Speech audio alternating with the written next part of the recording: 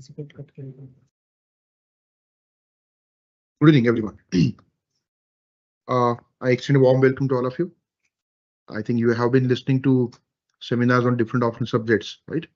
Tukaram Jadhav sir delivered first seminar on PSIR as an optional, right?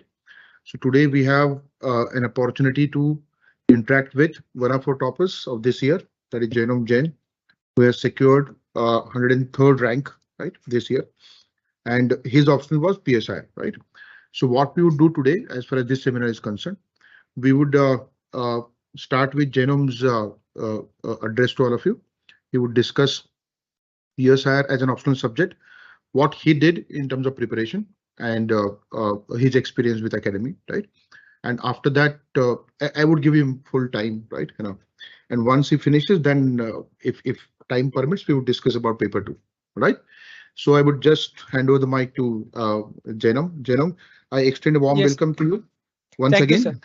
Thank you, sir. We would have loved to have you in offline mode, but anyways, yes, you may start. Yeah. Yes, sir. So first, I will give my brief introduction. I am JAINOM Jain. I come from Nandurbar district of Maharashtra. I have done my graduation in BSc Statistics from Ferguson College, Pune.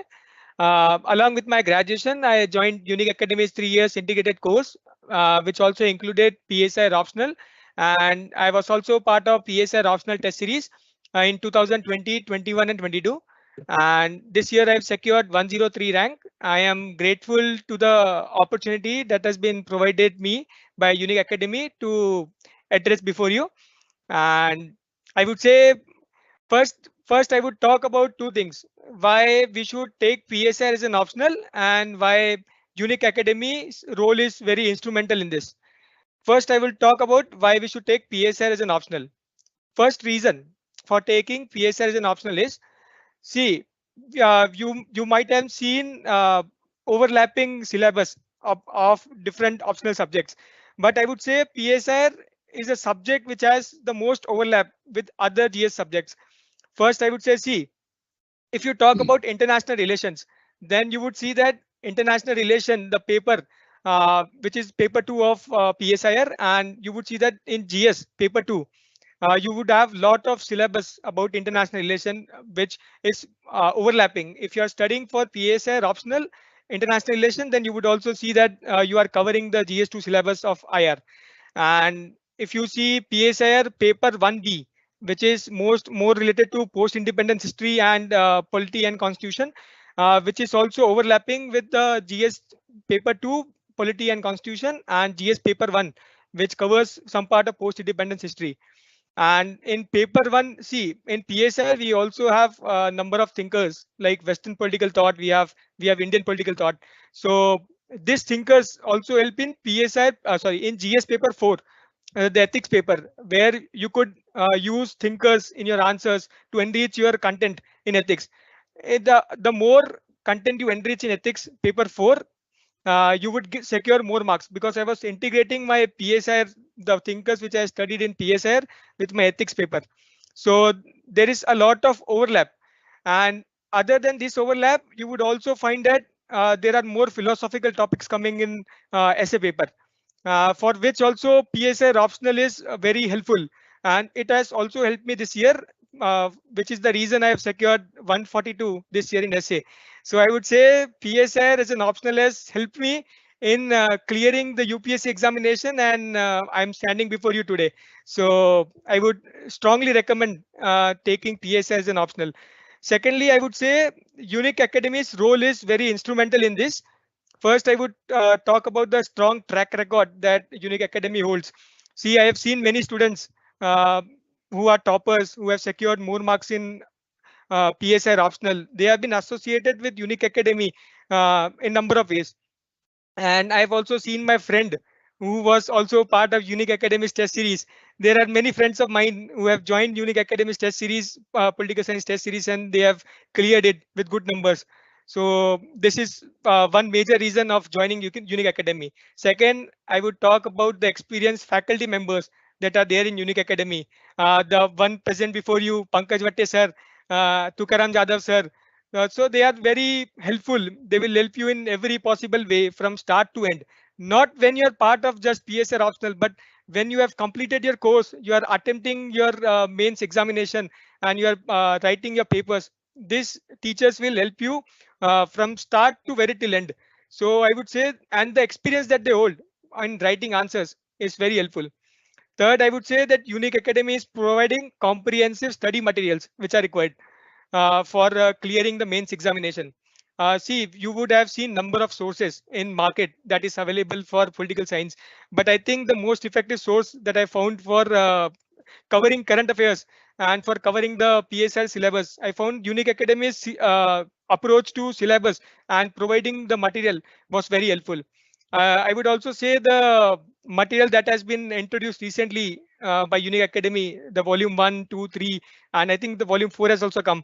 They have provided question and answer format for every question, every possible question that has been asked and that will be asked in next mains examination.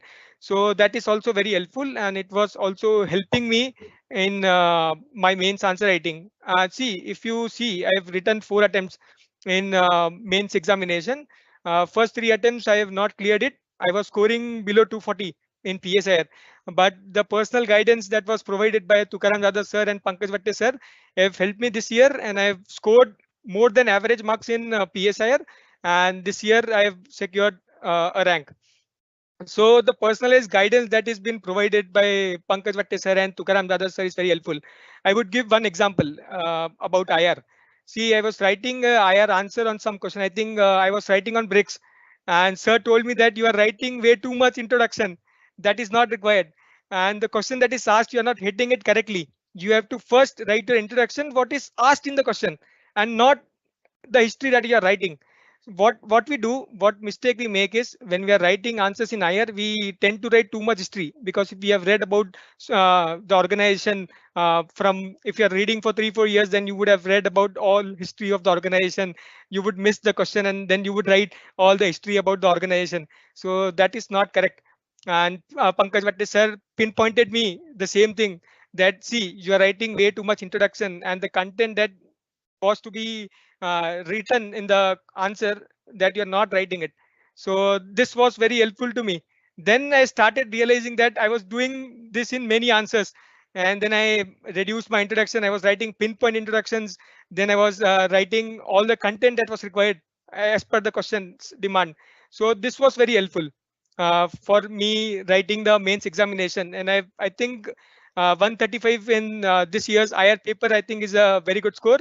Not many have got it, and I will be very thankful to Pankaj Vatte sir, who has helped me in improving my optional.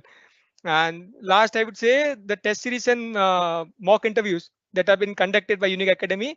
See, the test series which is conducted is framed in a manner that you can cover your syllabus and then you can write test based on that. So the test series the Unique Academy is running is very helpful and very precise according to the syllabus. They will test you. They will ask you some difficult questions that may not be asked, but they will test you on difficult questions, so that when easy questions are coming in examination, then you would be much more relieved by, because you have attempted the tough questions and you have written it, and then when the easier questions come, you would be more enriched in your answer writing skills, and this will be very helpful. Also, Unique Academy helps in the mock interview thing. When you have cleared your mains examination, you can talk to any of the teaching staff. They will help you in covering your PSR syllabus, the international relation events that are present, and they will also tell you what they will ask you in your in your actual interview. And this mock interview guidance also will help you in securing good marks. See, I've secured 190 this year in interview. This is also because of Unique Academy support. So I would highly recommend you students to join Unique Academy and take PSIR as an optional. And I would share my strategy with you, what I was doing in PSIR this year and what mistakes I made in the previous year. See, first I will talk about the approach to syllabus, how you should approach your syllabus. See, everything what I would be saying is been taught to me by the teaching staff. I am only repeating it. The teachers will tell you that what we should do and what we should not, but I would share my experience, what I was doing and what mistakes I made in 3 attempts and what I corrected in this attempt. So first I will talk about approach to syllabus. See, what happens is, see, we have 2 papers in PSIR and we have 4 parts.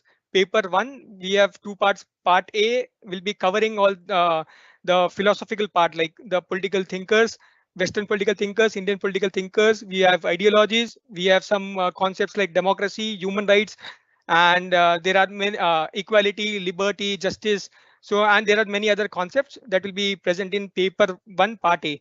And in paper 1, part B, it will be much more related to the GS2 syllabus, but it is not the same thing that you write in GS2. We have to write in paper 1, part B. It is more of an application of paper 1, part A in paper 1, part B. So you have to cover both these things together.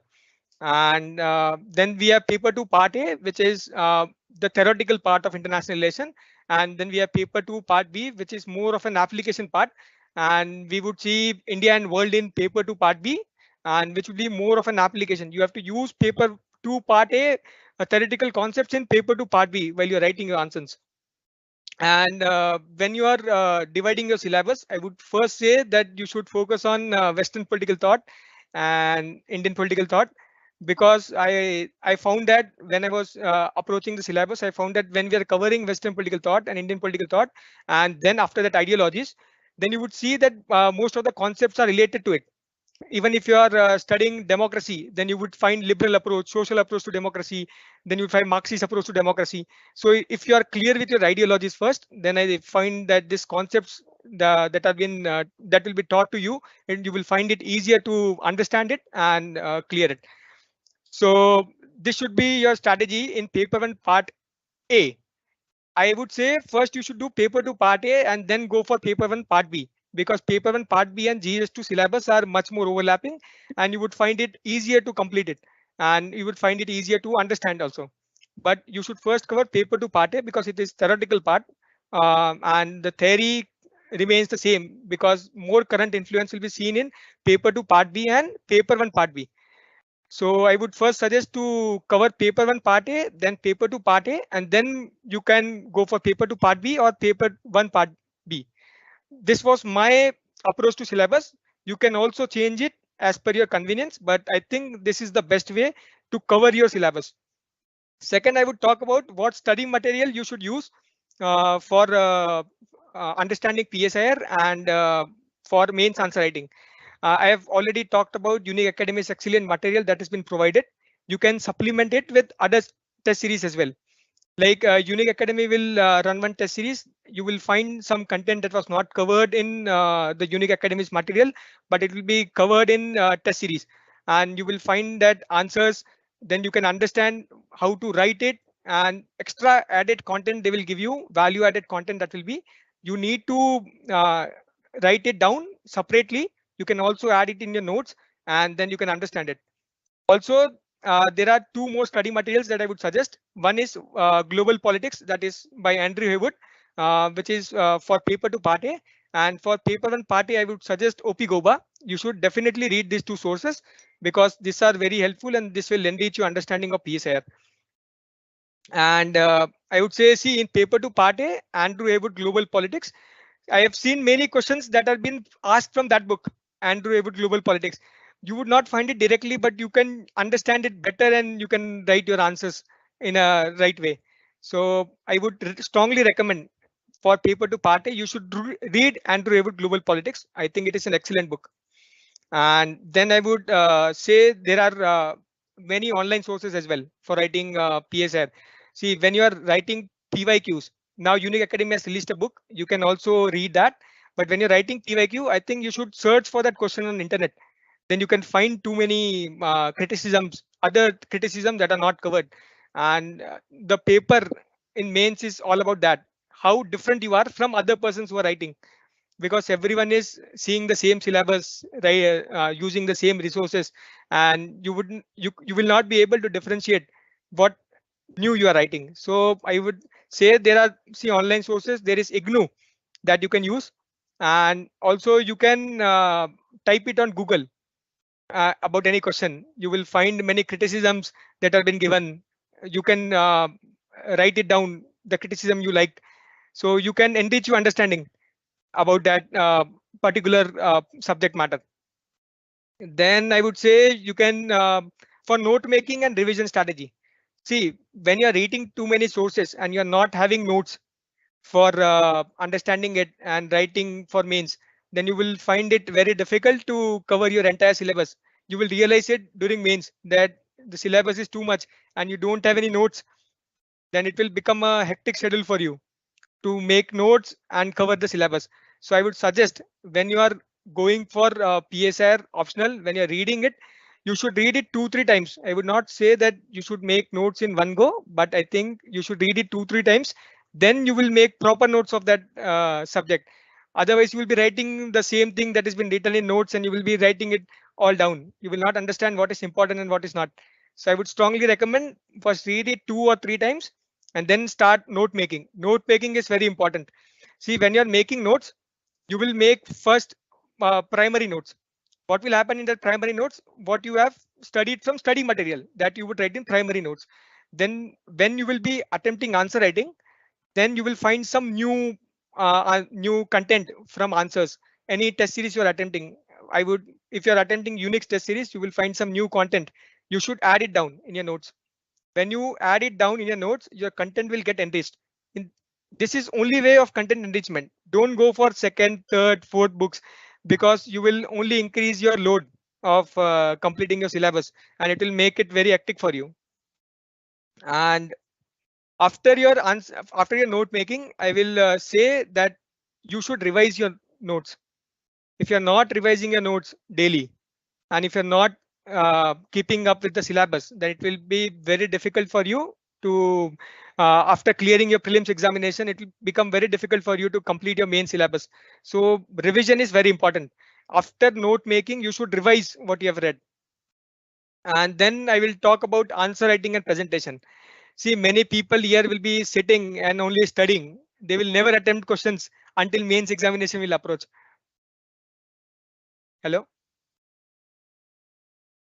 What will happen is they will never attempt answer writing until mains examination has approached. So first what you have to do is when you are writing, when you have completed your syllabus and when you have made your notes. Janam, just a moment.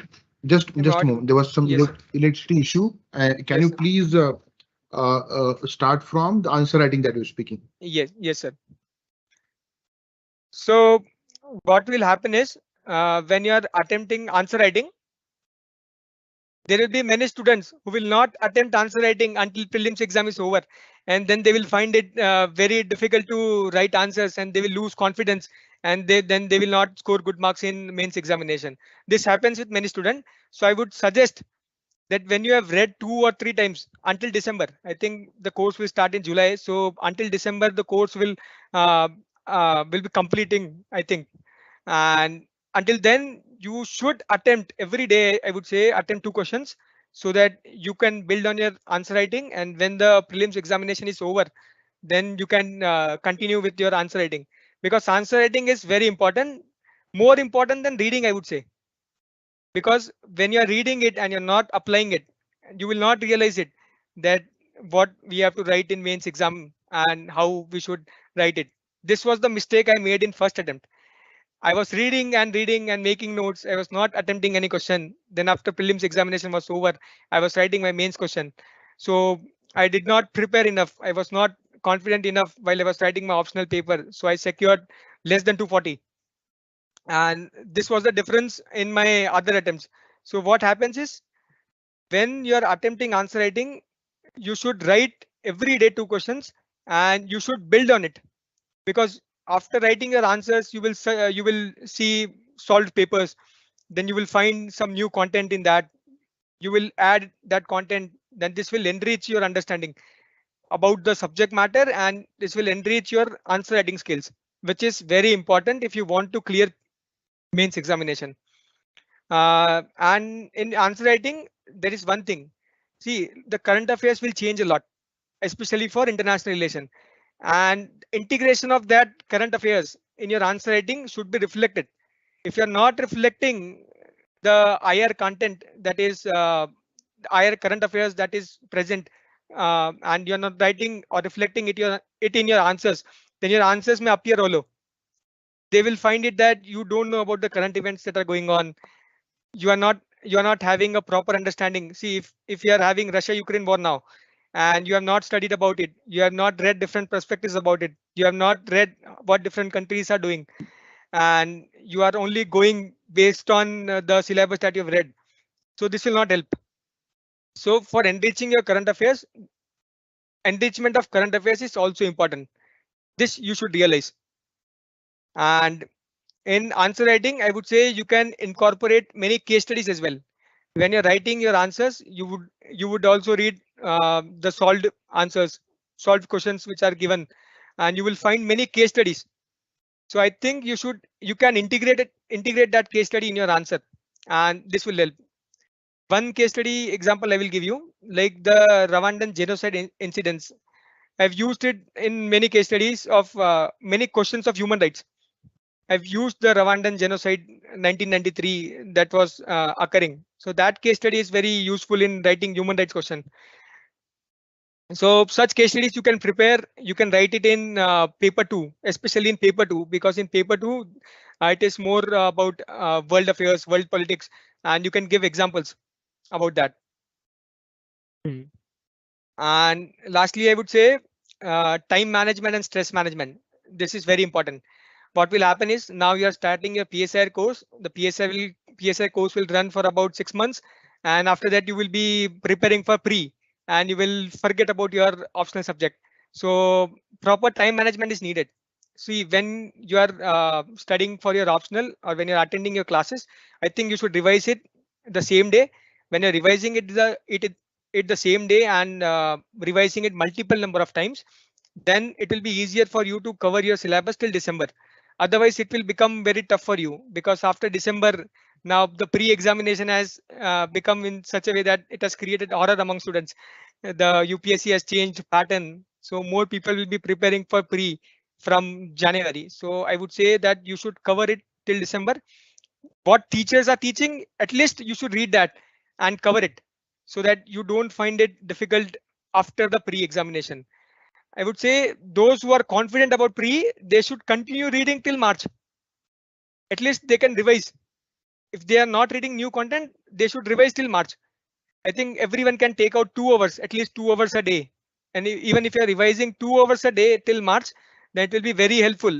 Because if you want to clear it in first attempt, or if you are not very confident, so you will not clear it in first attempt. But if you have to clear it in first attempt, then you have to continue reading it, because once you lose touch with optional, then restarting that after pre becomes very difficult.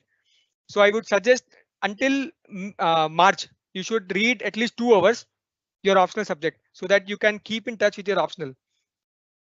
And you would also be witnessing very much stress during prelim stage and also after the pre-examination, because in 3 months you have to read so much syllabus, so there will be a lot of stress. So what I used to do for my stress management, see, I would say that I was reading only 10 hours a day. I was not reading more than 10 hours even after my prelims examination. This was my strategy for stress management, because I thought that when I was reading 10 hours, I should read it in an effective way. 10 hours are enough if you're reading it in effective way. On Sundays, see, consistency is more important than the amount of hours you're putting in. So I was very consistent.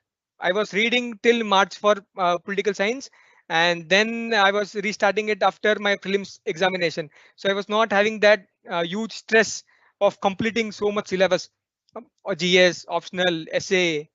So if you want to have a proper stress management, I think if you are reading it 10 hours a day consistently from I think now July has started, from July to the next mains examination.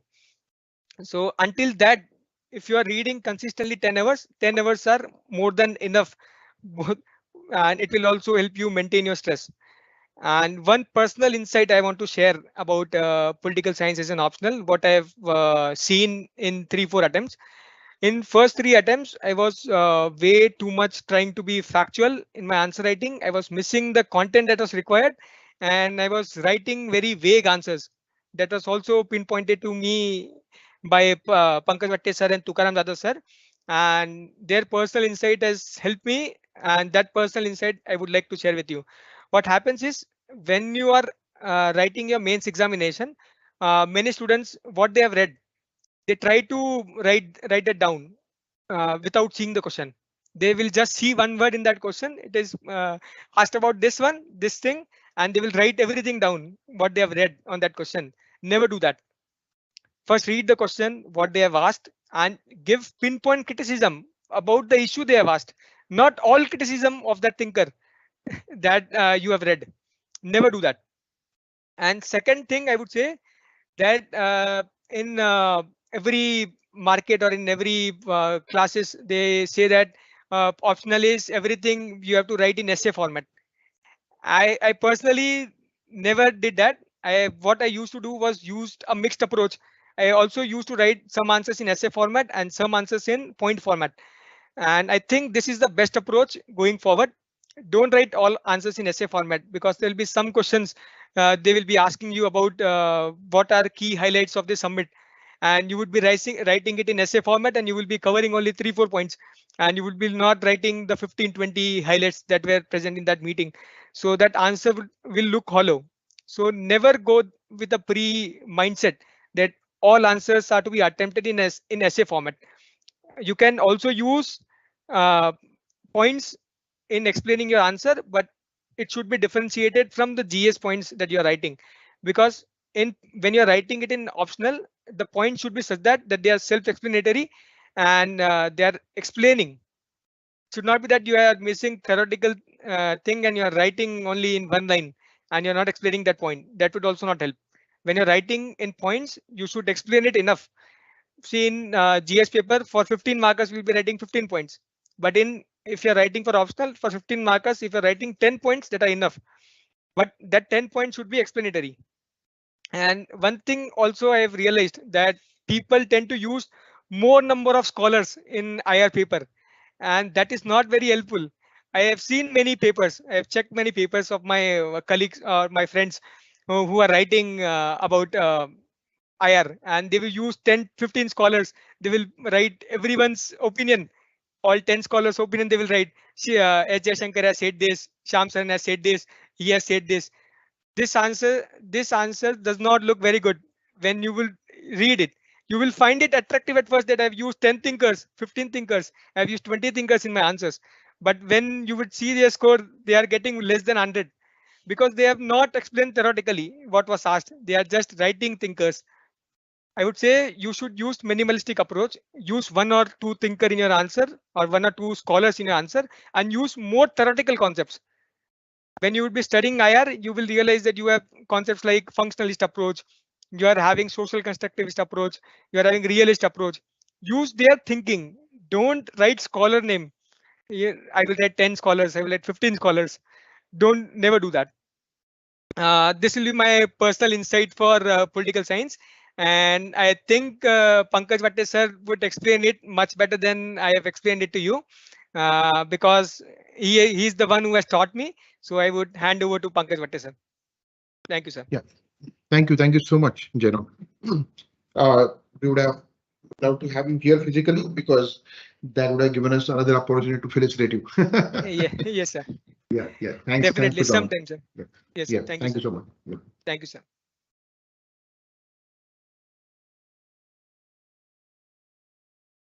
All right, so that was JAINOM Jain. For today's seminar, I have prepared a presentation. So we'll refer to it. Give me a moment.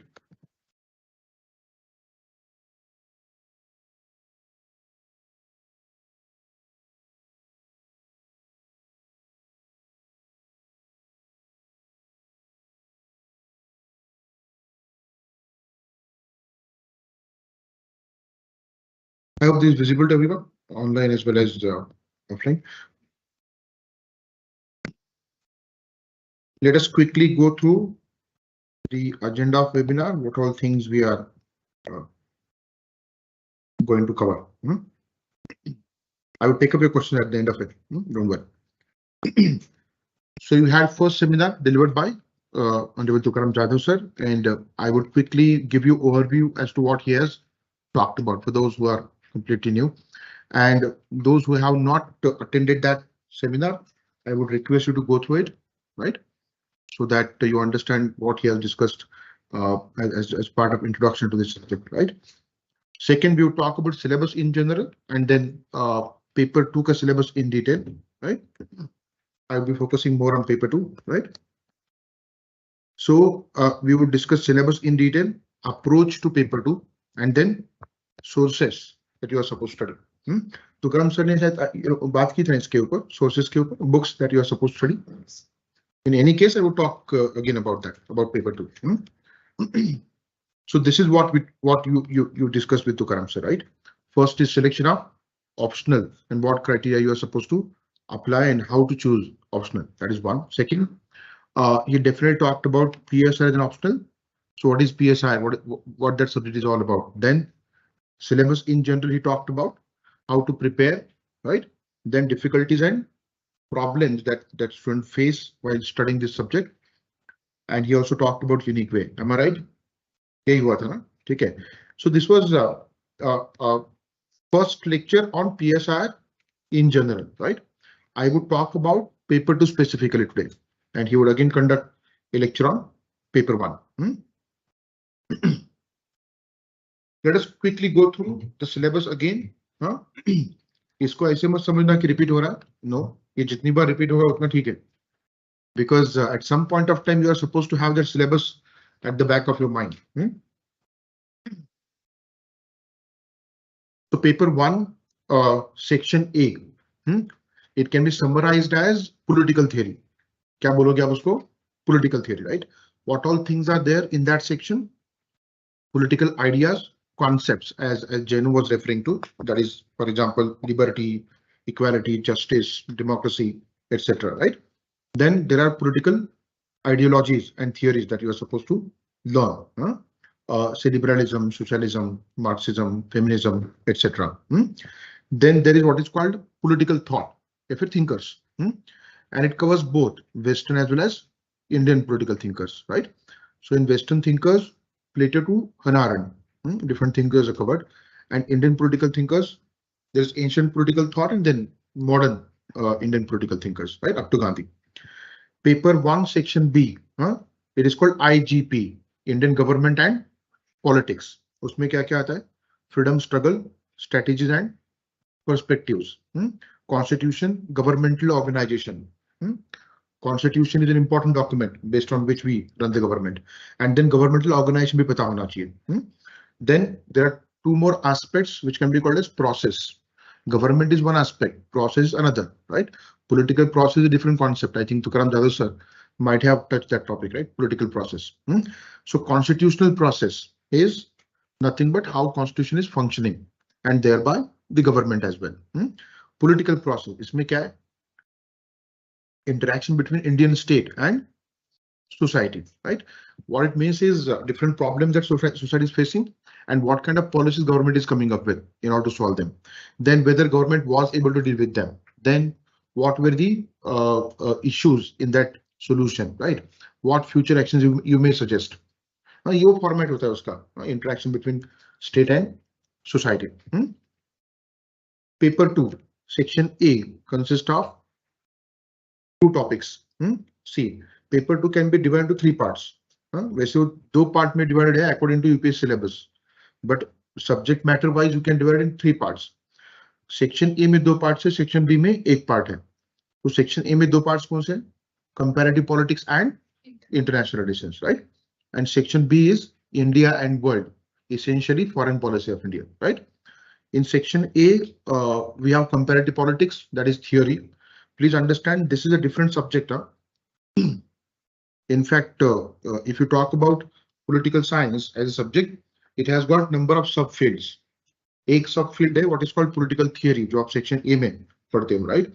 दूसरा है comparative politics, right, and तीसरा international relations. हाँ, that is what is called political science, ठीक है। And because we are Indians and we are studying for UPSC, there is separate dedicated section for India's government and politics and India's foreign policy, उस section भी में आता है। But in general political science की 3 सब fields है। One is political theory, second comparative politics, तीसरा international relations, right. इसको कैसे देखोगे? जो पॉलिटिकल थियरी है, it is about political system. Political theory क्या है? Theory of political system, how political system came into existence, right? What kind of political system do we see, and their theories, right? Comparative politics is about comparison of 2 political systems. So political theory, studies one political system at a time, right? It may describe it, it may analyze it, it may explain it, and it may also come up with some kind of hypothesis. That means what better system we can have, उसको आप political theory बोलोगे, right? हाँ, comparative politics क्या है? यहाँ पे you are comparing 2 political systems, focusing on similarities and differences. तो ये subject matter अलग है। Then IR क्या है? You are essentially discussing relations between 2 nation states, या फिर one nation state regional organization, one nation state international organization. That is called international relations. There are much more topics to what is called international relations, but I'm just keeping it to the simple understanding, right? So what it means is political theory goes inside a particular nation state, studies it, right, in terms of political system. Comparative politics दोनों को study करे, compare करता है 2 political system को, right? And international relations doesn't go inside a nation as such. It studies external behavior of the nation state. But again, we have to understand this. The external behavior is rooted in internal conditions. So it is primarily the study of external behavior of the nation state, but having some understanding of internal conditions, right? So this is all about political science. 3 subfields. तो पहला subfield कहाँ आता है आपका? Paper 1 section A, paper 1 section A. दूसरा subfield paper 2 section ए, और तीसरा paper 2 section A. इसका application to India, right? So political theory का application to India, so you would study India's political system, that is called IGP section B. Comparative politics अपने आप में एक अलग field है। Why there is no application of comparative politics as such है, लेकिन that whole field is new one. Comparative politics as a sub field of political science is new one, and it has become very difficult to gather data to compare different political systems. तो उसके अपने कुछ limitations है, right? But फिर भी that is used. मैं example देता हूँ आपको छोटा सा, right? Nowadays we are paying GST, right? तो GST इंडिया का invention है क्या? नहीं, right? So what we did, we compared policies of different countries. तो जो policy ठीक लगा वो हमने adopt किया. So there is comparative politics in practice as well. You may come up with number of examples, but as a policy matter, right? We have the government working inside, that is the internal environment of the nation. दूसरा policy का दूसरा aspect कौन सा? External one. और एक comparative politics का क्या होता है? It is more about researchers field. They would do the research, they would come up with suggestion to the government, and based on that government में come up with a policy that is again internal policy. GST का example किया मैंने, इसलिए IR का application section B में है, comparative politics का नहीं, वो अपने आप में अलग फील्ड है। Are you getting this? Comparative politics is separate sub field. तो ये जो सेक्शन है आईआर का, this is what is to be applied to section B, as जैनोम rightly said, right? Section A में जो आप थ्योरी पढ़ोगे that is to be applied to section B, ठीक है? So we have comparative politics in section A, then concepts and theories in IR. So as he rightly said, वो क्या बताने की कोशिश कर रहा था मैं आपको बताता हूँ, right? He was trying to say that people write a number of thinkers, और ऐसा कोई thumb rule नहीं है कि आपने 15 नाम लिखने हैं कि 2 लिखने हैं, right? All that he was trying to say is the question is asked to you, right? So are you really writing something on your own? Okay. He was rightly saying that I have also come across many papers while evaluating them, assessing them. People do it something like this. Scholar A said this, scholar B said that, scholar C said this. फिर वो सवाल है तुझे क्या कहना है? सवाल तुमको पूछा गया है, right? Question is asked to you. इसने ये बोला, उसने वो बोला, तुमने क्या बोला? So are you showing what you learned? The answer is no. You are just bombarding the quotations. Makes no sense. UPSC has kept that optional subject, any optional subject for that matter, to check whether a person has got in-depth understanding or not. Number one. Number two, with that in-depth understanding, can that person apply that understanding to a particular question? So it is about application. So as he rightly said, when you write in section B of both the papers, the theory concepts must reflect in your answers. And wherever relevant, you can put the name of the scholar. But you should also use those concepts. So ये उतना ही important है, concepts. So understand concepts thoroughly and understand theories thoroughly. That would take care of your section B. And there's a perennial question that people ask regarding PSIR. How to write IR questions in GS and PSIR. The difference is this. जो IR theory का section है, ये जितना अच्छा होगा, your answer in PSIR would be different from the GS answer. And you're not supposed to write this content in GS papers, right? And you have to confine your understanding of PSI to the PSI paper. That care has to be taken, right? So concepts and theories in international relations, then international, regional organizations and global concerns. That is how you can summarize. Apart from concepts and theories, this is the content in section A of paper 2, right? ये हम बात करेंगे इसके बारे में. What organization we are supposed to discuss and global concerns such as democracy, human rights, environment, right? All these concerns are mentioned in the syllabus. Section B of paper 2, it is called India and World, right? थोड़ा सा wider है as compared to what we see in GS paper 2. It is pretty simple one. It is India's foreign policy. ये थोड़ा सा अलग है. There is what is called India's foreign policy. इसके अंदर क्या है पता है क्या? इस topic के अंदर you are supposed to study institutions of policy making. What institutions contribute, right? In terms of making policy of foreign policy of India. दूसरा, determinants. What are different factors which determine India's foreign policy? और तीसरा, continuity and change. Since independence up to present times, what points in the foreign policy indicate continuity and what points indicate change in the foreign policy, right? Then India's bilateral relations with different countries. इसमें कोई भी case study आ सकता है, ठीक है? They have mentioned certain regions. आप उसको देखो ऐसा लगता है कि हाँ limited है, but it is unlimited. I'll tell you how.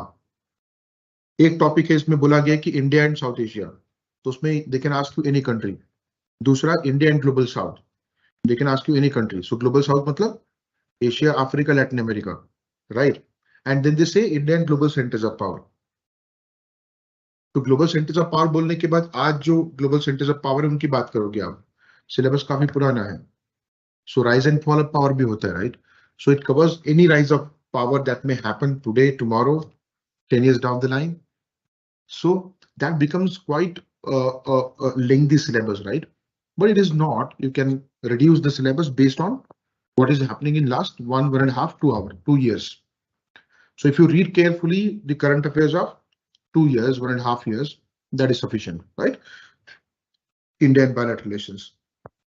Okay. Then India and regional, international, global institutions, organizations. In short, what kind of policy India has towards different initiatives taken by UNO, for example, या फिर WTO, World Bank, IMF. Take example of regional organizations. What kind of foreign policy India has towards EU, European Union, towards ASEAN, right? So likewise, so regional organizations, international organizations, and global organizations, right? Then India and global issues and concerns. So what is India's foreign policy as far as environmental question is concerned, right? What is India's foreign policy as far as nuclear question is concerned, right? इस तरह के भी आपको सवाल आ सकते हैं. So this is a brief understanding of UPSC syllabus, right? Let us talk about paper 2 syllabus a little bit in detail.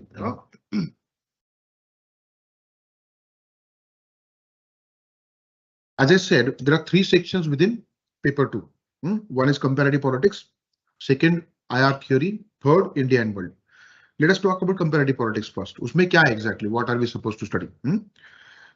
First is the basic meaning, nature of this subject. ये सब field है political science के अंदर. तो वो क्या है exactly? What is the meaning of comparative politics, right? Then nature of comparative politics.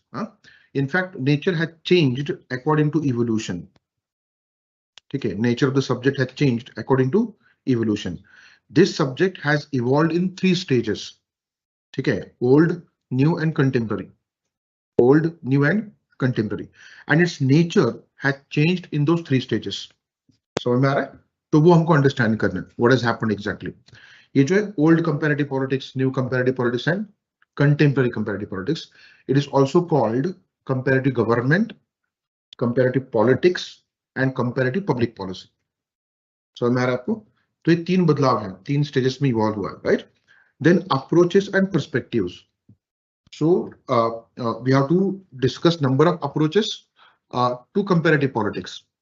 Those can be categorized into 2 groups. One is old comparative politics की perspective, दूसरा modern. So old जो perspectives है उसमें number of perspectives है, historical, philosophical, right, institutional, legal. Then you have modern perspectives. उसमें कौन आते हैं? Systems approach, right? है ना? Then political economy approach, political sociology approach, है ना? Systems approach में फिर 2 है, David Easton का systems approach and then Gabriel Almond का structural functionalism, right? So these are approaches we are supposed to study as part of comparative politics, approaches and perspectives. Then there is something called comparative method.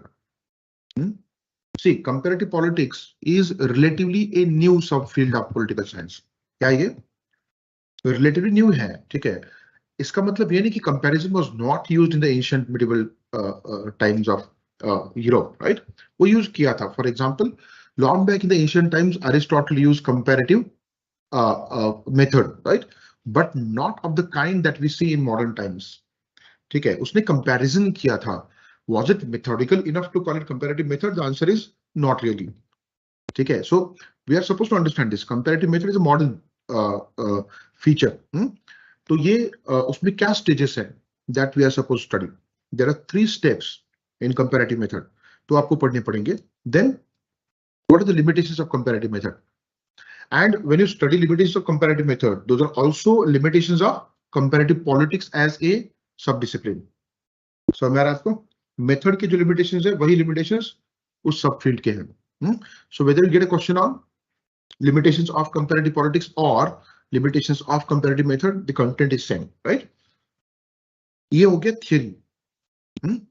So comparative politics में क्या theory है?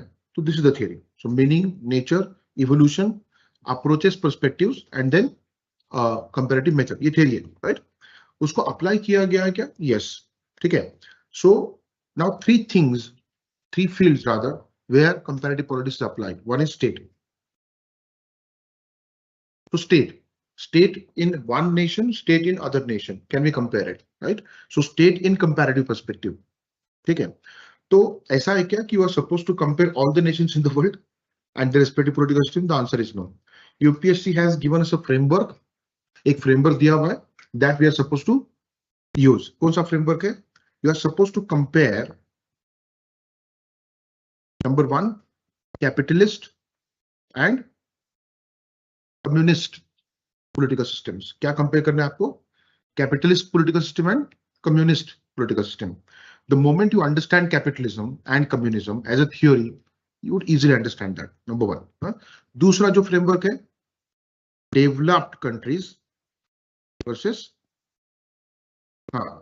developing या फिर underdeveloped countries, right? This is another framework. यही 2 comparisons है, and those kind of questions have been asked so far, right? So you have to compare state in these 2 frameworks, communist state as well as capitalist state. ये comparison. दूसरा developed and developing, underdeveloped, right? Politics of representation and participation. This is called political process. क्या बोलोगे इसको? Political process. So there are 2 aspects which are mentioned here: politics of representation and participation. So when you talk about representation, कौन represent करता है हमको? Who represents us in a political system? They belong to political parties. बोलो ना, इतना कुछ news में आ रहा था, इतना तो पता होगा. Political parties. तो आपको क्या कंपेयर करना पड़ेगा? Political party system, right?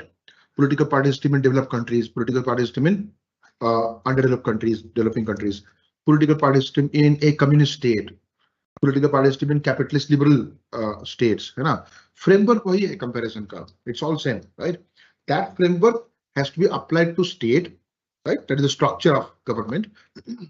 Then politics जिसको बोलते हैं, which is a process जिसमें representation है, participation है, and आगे जाकर के एक बहुत बड़ा बदलाव हुआ है दुनिया में, particularly since 1990s globalization, and it has not left anything impacted, right? हर चीज के ऊपर impact है globalization का, right? So representation में we would primarily talk about political parties, और ये जो participation है इसमें फिर बहुत सारी चीजें हैं, ठीक है? So you talk about social movements, right? You talk about interest groups, you talk about pressure groups, right? You can talk about individuals as well. You can talk about NGOs, I would say, etc. So this is called participation. How do you participate as an individual in the political process? When you sit on Jantar Mantar, you are participating in politics. When you take some kind of a demand in front of the government, that means that is your political participation, right? So representation and participation. तो सवाल कैसे आते हैं? For example, #MeToo movement चला, तो compare #MeToo movement in developed and developing countries. ठीक है, उसका नेचर कैसा था उधर, यहाँ पे कैसा था, किस तरह के मेथड्स लोगों ने वहां पे यूज किए, यहाँ पे कैसे यूज किए, right? Can we call it a new social movement, right? तो ये सारी चीजें आएंगी इसमें, comparison of participation, representation and participation. Then globalisation, it's very important process that is underway since 1990s particularly. शुरुआत पहले हुई वॉशिंगटन कंसेंसस से 80s में, right? 90s में it becomes truly global, right? And nothing has been left untouched by globalization so far. तो हर इंसान के ऊपर, हर सिस्टम के ऊपर इम्पैक्ट हुआ है उसका. So far, the field of comparative politics was fully focusing on a particular nation inside it, right? But now globalization has created connections in such a manner that if you want to study a particular political system, you are supposed to also pay attention to what is happening in the world that is impacting the state inside, that is impacting the political process inside, that is impacting representation and participation inside. So what is happening in a state is no more immune to what is happening in the world. So simple सी बात है, अभी जो मैंने example दिया आपको #MeToo movement, that has been started by netizens, internet से, right? Citizens who are on the internet, social media का use किया उसमें, and that is one important platform using which this process of globalization has developed, right? So that is why वो impacted है clearly, and we have to take into consideration that aspect as well. लेकिन ये सब general हो गया, हमको क्या पढ़ना है ना? The whole point boils down to पढ़ना क्या है, ये किसका इम्पैक्ट किसके ऊपर हुआ, ये बहुत बड़ा फील्ड हो जाएगा, राइट? तो यूपीएससी क्या एक्सपेक्ट करता है? In short, what are the responses of, again the same framework, developed and developing countries to globalisation. How developing countries are responding to globalization, how developed countries are responding to globalization. I will tell you one thing here, there is no one set of response. ठीक है? So if you take one example, developed countries का, developed countries were responding to globalization in early 1990s differently, and then 21st century differently. Likewise, you can talk about developing countries as well, right? So 1990s में developed countries like US, वो तो झंडा लेकर खड़े थे globalization का. They were promoting globalization actively. And then we have Donald Trump, who was in a way looked at as anti-globalization figure, right? वो exactly किस चीज को अपोज कर रहा था हम बाद में पढ़ेंगे as part of this entire discussion, right? So even Obama, for that matter, was considered as anti-globalization to some extent.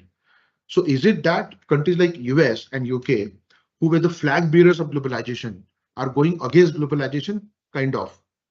But उसको फिर आप you would study in detail as to what they are opposing exactly, right? ये फिर nuanced kind of discussion is required. Nuanced म्हणजे काय रे सूक्ष्म ज्याला म्हणतो आपण. Little bit in detail as to what they are opposing and what are the factors in globalization against which they can never go. ये दोनों बातें करेंगे बाद में. So responses to globalization, right? This is comparative politics का syllabus. Now international relations. पहले key concepts. Most of the students ignore this somehow, and there have been questions on concepts directly. Number one, and concepts must be used in the answers. JAIN clearly said that, right? You're supposed to use the concepts, and most of the students ignore it. In fact, I came across many students here in Delhi as well who don't have any idea as to what is to be read for the concepts. And after listening to that, I was in a shock. कि आपके 2-3 attempt हो चुके हैं, आपको ये नहीं पता कहां से पढ़ने concepts. Shocking. As JAINOM said, we set a paper which is relatively difficult for a simple reason. आपका नेट प्रैक्टिस डिफिकल्ट होना चाहिए, तब जाकर के आपका मैच आसान होता है. कुछ लोग ये भी बोलते हैं कि यूनिक के जो लोग हैं वो डेलिबरेटली डिफिकल्ट होते हैं. हाँ, मैं बोल रहा हूँ यहाँ पे अपफ्रंट, तो डिफिकल्ट करना पड़ता है. ठीक है, डिफिकल्ट की आदत होगी ना तो वहां पे आपकी बैटिंग अच्छी होगी, राइट. दूसरी बात, डिफिकल्ट आया तो एक आध बार यू आर ऑलरेडी रेडी. ठीक है. दूसरी बात वो जो बोल रहा था, ये जो टेस्ट सीरीज है दैट वी कंडक्ट, उसमें फिर we generate content as well.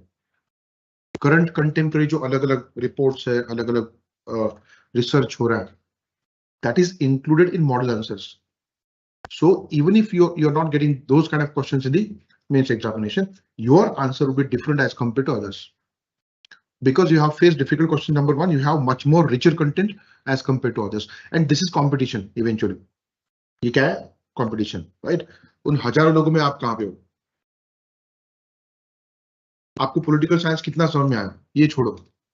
Point is आपने ऐसा क्या लिखा जो आपका रैंक ऊपर लेकर के जाएगा. It is that simple. So he struggled initially. उसके 2-3 अटेम्प्ट नहीं हो पाया वो. उसके बाद we have answers of JAINOM जो पहले उसने लिखे थे, बाद में जो लिखे दोनों, तो कहीं ना कहीं आपको इंप्रूवमेंट करना पड़ता है, राइट. सो कॉन्सेप्ट्स, थ्योरीज रिफ्लेक्ट होनी चाहिए आपके आंसर में, नहीं तो फिर मार्क्स नहीं मिलेंगे आपको. ठीक है. So do not forget to read, understand key concepts. National interest, security, concept of security, collective security, right? Balance of power, detente, deterrence. These are all concepts in international relations. Concepts in paper one आप जानते हो, liberty, equality, justice, democracy, इनके वो सीधे सवाल आते हैं.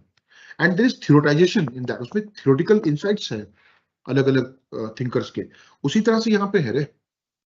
What is national interest? अगर एक बोलूंगा मैं एक सेंटेंस में, you'll be happy कि अरे हाँ, लेकिन अगर उसके ऊपर 50 मार्कर आया तो, 20 मार्कर आया तो, do you have enough content? अलग अलग थिंकर्स ने क्या बोला है नेशनल इंटरेस्ट के बारे में. सब्जेक्ट टू नेशनल इंटरेस्ट क्या होता है, ऑब्जेक्टिव नेशनल इंटरेस्ट क्या होता है, जनरल नेशनल इंटरेस्ट क्या होता है, हाँ, टेम्पररी नेशनल इंटरेस्ट क्या होता है, प्राइमरी नेशनल इंटरेस्ट क्या होता है, सेकेंडरी क्या होता है, पूछूं क्या मैं. दिक्कत ये है, are we really ready for the examination. तो आप राइट फ्रॉम द बिगिनिंग ये सोचो कि you are not going to miss a single part of the syllabus.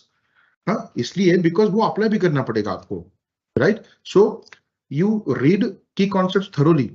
वो सिंपल कंटेंट है बट काफी इंपॉर्टेंट है. उसके ऊपर सीधा सवाल आएंगे या फिर you are supposed to use those concepts in your answers to make it more effective, right. So key concepts. Then approaches to international relations. उसमें क्या क्या लिखा हुआ है सिलेबस में? Realist, marxist, functionalist, system theory, एक और है idealist. You can add that idealist, right, which is part of what is called liberal tradition of political theory. So liberal approach to international relations, उसमें idealist भी आता है. Idealist, realist, Marxist, functionalist and system theory. We will discuss this, don't worry. Then next topic is changing international political order. उसको कैसे लिखा है देखो, changing international political order. Obviously they have specifically mentioned a few topics within that. Topic A within this syllabus is about Cold War. Topic B is about NAM, non-alignment movement, right? Topic 3 is about post-Cold War world order. And changing बोला है ना, ठीक है? So you have to study that right from Cold War up to, yes, absolutely, post-COVID world. So what changes happened in post-COVID world? and it is a changing kind of a thing, right? तो उसको you have to be abreast to what is happening in the international order always. But don't worry, ये हम कर देंगे. ठीक है. So as you rightly said, what we study here as this batch, as part of this batch, उसमें जो content मिलेगा उससे फिर और कंटेंट आपको टेस्ट सीरीज में मिलेगा और वहीं पे मिलना सही है. Because latest information has to come in the crash course that we conduct for mains examination. So we would prepare you as far as optional is concerned, uski sari theories and all that, but dynamic subjects will be covered in crash course as part of our mains preparation, right? So changing international political order bola hai, kya bola hai? Political order, Cold War, post Cold War. We can go on talking about this. Cold War में bipolarity थी, ideological उसको एक overtone था, ideological strategic bipolarity. That is the word used by syllabus as well, right? उसके बाद क्या हुआ? Collapse of Soviet Union, दुनिया unipolar बनी 1990s में. So post Cold War again is to be studied decade wise.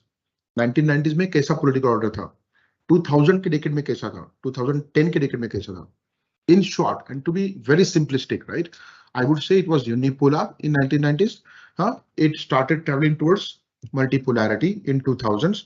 There are many scholars now who say that the decade of 2010s clearly indicates a multipolar world order. There are others who question it. They say no, it is not yet fully multipolar world. That may differ. So changing international political order, then evolution of international economic system, and then number of topics here. एक क्या बोला है? Bretton Woods to WTO. That means international economic order system for the first time developed in the aftermath of World War II. उसके पहले कोई concrete system नहीं था. तो पहले जो system बना है वो Bretton Woods system. But again, the problem is, can we call it global system? Not really, right? Because it was confined to what is called first world. It was confined to first world. ये क्या है? The capitalist world led by USA was called first world. The communist world led by USSR was called second world. And that world which took birth after decolonization, colonies khatam ho gaye sare, independent ho gaye, right?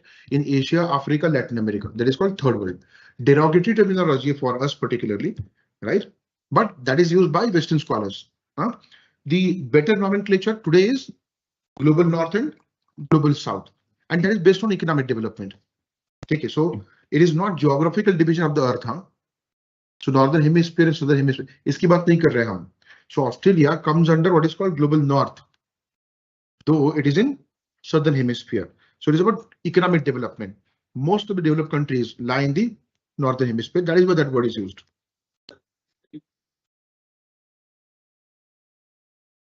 That's a very basic question, but I loved it. ये मैं वैसे भी बाद में discuss करने वाला हूँ. When you say international, ठीक है, उसमें दो वर्ड्स है कि नहीं? We are going to discuss all these things later on. Inter and national. तो एक बात बताओ मुझे, इंडिया और पाकिस्तान के बीच में कुछ हो रहा है तो उसको क्या बोलोगे? International, right? Can we call it global? The answer is no, right? So let us first understand that the term international is general term. क्या है वो? General term. अभी जो मैंने आपको एग्जांपल दिया वो फिर किस कैटेगरी में आएगा? इंटरनेशनल में बायलैटरल. किस कैटेगरी में आएगा वो? Bilateral. Now, apart from that, what are the other words that describe what is happening in the world? Plurilateral and multilateral. So bilateral is something happening